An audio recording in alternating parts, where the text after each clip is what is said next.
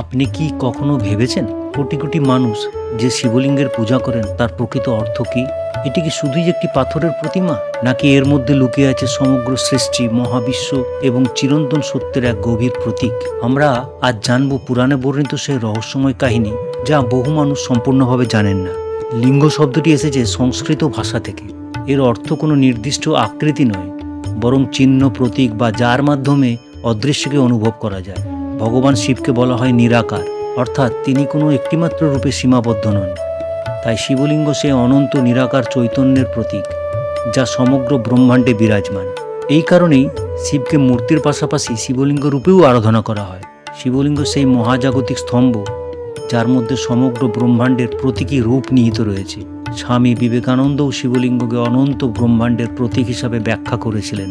শিবলিঙ্গের গভীর অর্থ বোঝার আগে জেনে নেওয়া যাক সেই 12টি পবিত্র জ্যোতির্লিঙ্গ সম্পর্কে, যেখানে ভগবান শিবের দিব্য জ্যোতির প্রকাশ ঘটেছে।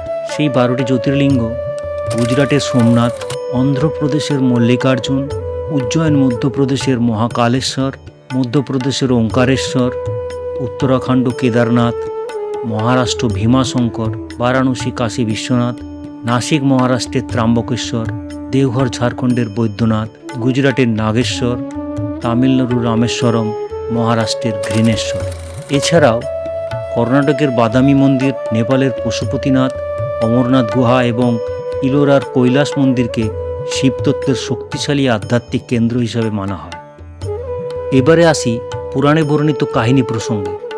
শিব পুরাণে বর্ণিত কাহিনী অনুযায়ী সৃষ্টির শুরুতে সৃষ্টিকর্তা ব্রহ্মা এবং পালনকর্তা বিষ্ণুর মধ্যে শ্রেষ্ঠত্ব নিয়ে বিবাদ শুরু হলে স্বয়ং মহাদেব অসীম অগ্নিময় আলোক স্তম্ভ অর্থাৎ জ্যোতির্লিঙ্গ রূপে আবির্ভূত হলেন।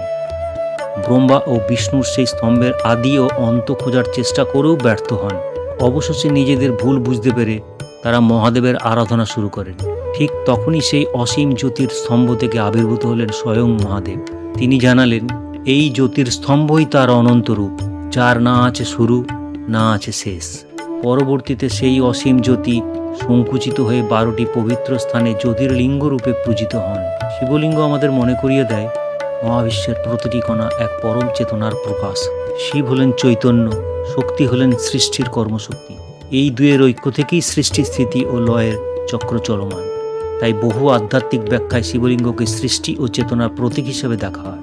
এটি কেবল পূজার একটি রূপ নয়, এটি আত্মজ্ঞান, ধ্যান এবং অন্তরের শান্তির এক গভীর প্রতীক। কেন জল ও বেলপাতা অর্পণ করা? শাস্ত্রে বলা আছে, শিব অত্যন্ত সহজে সন্তুষ্ট হন। এক ফোঁটা জল, আন্তরিক ভক্তি এবং একটি বেলপাতাই তার পূজায় যথেষ্ট বলে ভক্তদের বিশ্বাস। বেলপাতার 3টি পত্রকে অনেকে শিবের ত্রিনয়ন, ত্রিশূল বা সৃষ্টি, স্থিতি, লয়ের প্রতীক হিসাবে ব্যাখ্যা করেন।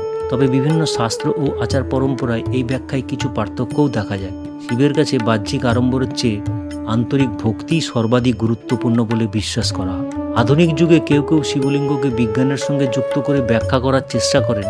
তবে মনে রাখতে হবে, এসব ব্যাখ্যার অনেকগুলোই প্রতীকী বা দার্শনিক। এগুলি প্রতিষ্ঠিত কোনো বৈজ্ঞানিক সত্য নয়। শিবলিঙ্গের প্রকৃত শক্তি নিহিত রয়েছে তার আধ্যাত্মিক অর্থে, সৃষ্টি, স্থিতি ও লয়ের চিরন্তন চক্রে।